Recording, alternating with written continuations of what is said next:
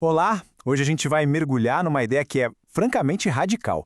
E se a IA pudesse evoluir não só no código, mas na sua própria cultura? Vamos muito além das ferramentas que usamos hoje para investigar como se projetam sistemas de IA que aprendem, se adaptam e melhoram sozinhos, transformando o jeito que o próprio software funciona. Para a gente entender isso direitinho, nosso papo vai seguir 5 passos.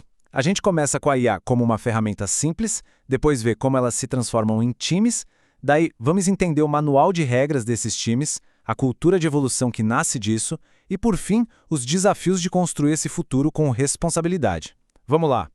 Bom, para quase todo mundo, o primeiro contato com a inteligência artificial acontece no dia a dia, sabe? Naquela escala micro. Ela aparece como uma ferramenta poderosa que ajuda na produtividade, automatizando tarefas que a gente conhece bem e que, convenhamos, são bem repetitivas. É só a gente olhar, por exemplo, para as planilhas. Parece simples, né? Mas a IA está mudando completamente o jeito que a gente lida com dados ali, no nosso trabalho de rotina. Pensa só, ferramentas como o Microsoft Copilot já estão fazendo coisas que, nossa, levavam horas de trabalho manual. Desde criar uma fórmula complexa até achar tendências escondidas nos dados, a IA está liberando a gente para pensar na estratégia e não só ficar na operação. E o negócio vai muito além das planilhas, viu? Esse número aqui, ele mostra uma transformação gigantesca na eficiência. A Net1, por exemplo, colocou um assistente de IA para funcionar e cortou o volume do call center deles pela metade. Isso é um salto de produtividade que redesenha um processo inteiro de negócio. Ok, mas a verdadeira revolução começa quando uma ferramenta sozinha não dá conta do recado. E se, em vez de uma única ferramenta, a gente tivesse um time inteiro de especialistas de IA trabalhando juntos? Essa pergunta é exatamente o ponto de partida para o que a gente chama de sistemas multiagente. É como se fosse um ecossistema, sabe? Onde várias IAs, cada uma boa numa coisa, colaboram para chegar num objetivo maior.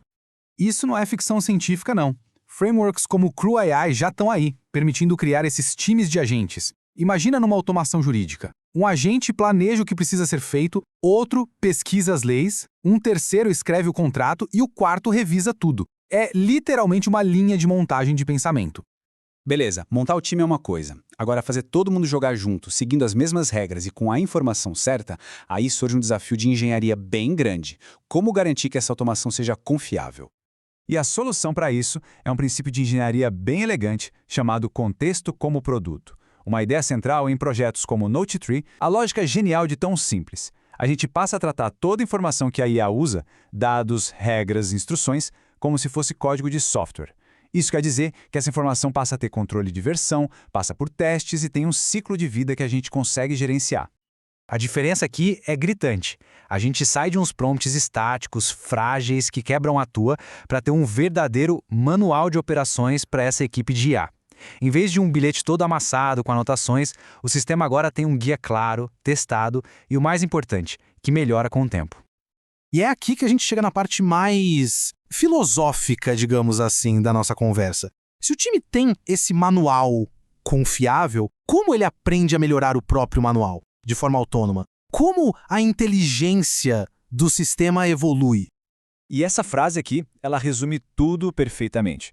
A verdadeira inteligência para de vir só da força bruta, de um modelo de IA gigante, e passa a vir da sabedoria que é construída dentro do processo. A inteligência deixa de ser só sobre o tamanho do cérebro e passa a ser sobre a qualidade do método.